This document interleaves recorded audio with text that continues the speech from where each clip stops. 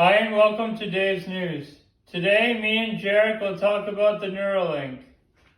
Jarek, do you want to field this one? The Neuralink is a chip on your brain that can connect to a computer. Elon Musk suggests that the Neuralink is like a Fitbit in your skull. Elon Musk is known for owning companies that produce cutting-edge technology, like SpaceX, who plans on colonizing Mars, and Tesla, a battery-powered car. But what does the Neuralink promise? Neuralink has a lot of interesting promises. One is to help people with spinal injuries. Like controlling the robotic arm or exoskeleton. Neuralink also promises to help doctors. How? By recording brain activity more accurately. Like this pig. So, in terms of additional brain reading activity, when we have, say, one of our pigs on a treadmill, pig on a treadmill. It's a funny concept, really. And we take the readings from the neurons, and we try to predict the position of the joints. And so we have the predicted position of the joints, and then we measure the actual position of the joints. You can see that they're almost exactly aligned. So we're able, with a wireless neural implant, to actually predict the position of all of the limbs in the pig's body with very high accuracy. The Neuralink has one big promise.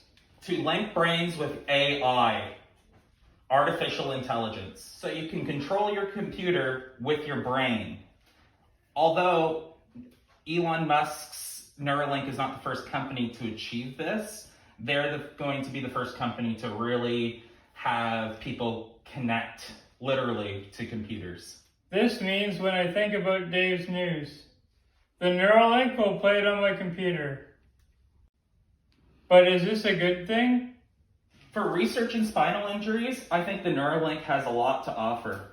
As for linking our brains to AI, I think that is something that we're going to have to wait many years to see and achieve. So right now, it's hard to say if connecting our brains to AI is an ethical or good thing. But what about hacking? Or commercials. I don't want McDonald's on the brain. What do you guys think? Hi, welcome to Coffee Time with Dave. I have Harry to my right. Hey Harry, tell me about your business. Well, I've always been a fan of, going into thrift stores and places like Value Village and Salvation Army.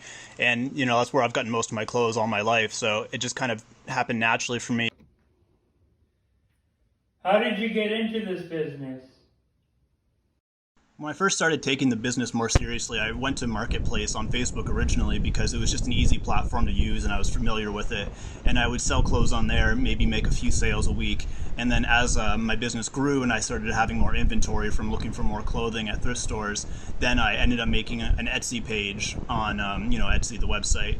And through that, I've made most of my sales since about 3 or 4 months into starting this business. What kind of clothes do you sell? A lot of what I sell comes from, the early and late 90s, about 20 years ago. That's what's considered vintage, anything older than 20 years. And it's all about a lot of nostalgia for people who, had a childhood and youth wearing a certain type of clothing and a certain style, who now that they're older, they're kind of wanting to reclaim that, nostalgia again. And so a lot of things like skateboarding brands from, the early late 90s, movies, TV shows, all that kind of stuff is really popular and sells really well.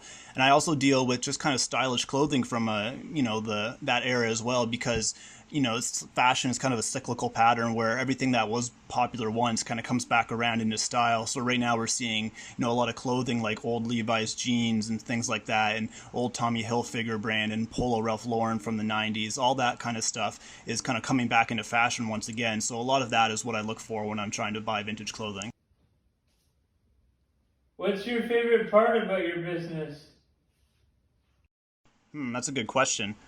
I think my favorite part of the job is probably just searching through thrift stores, spending hours looking through clothing racks and trying to find the right clothing, the stuff that I think is going to sell to the right people that audience that I'm trying to target.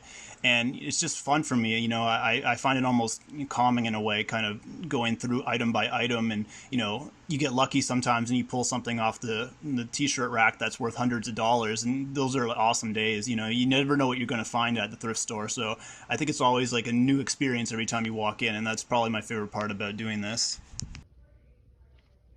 Well, thanks, Harry, and that's it for Dave's News.